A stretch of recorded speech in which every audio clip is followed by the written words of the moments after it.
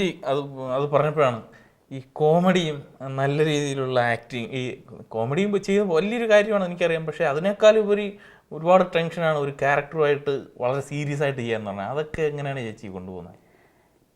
ഞാൻ എല്ലാ റോൾസും ചെയ്തിട്ടുണ്ട്.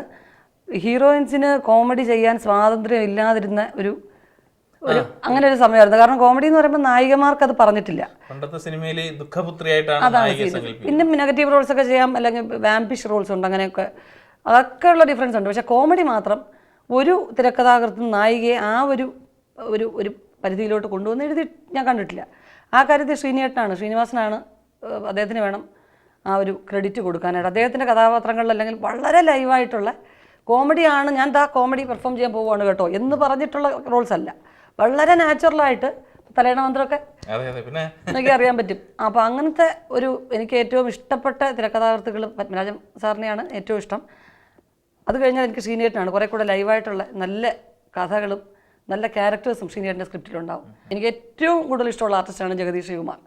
അദ്ദേഹത്തിന് കാരണം പകരക്കാരനില്ല, അല്ലേ? അങ്ങനെ ചില തോന്നത്തില്ലേ, അയ്യോ ഈ നടൻ ഇല്ലെങ്കിൽ പിന്നെ ഇങ്ങനത്തെ റോൾ ചെയ്യാൻ ആരാ ഉള്ളേ, അങ്ങനെ തോന്നുന്ന അപൂർവം പേരല്ലേ ഉള്ളൂ.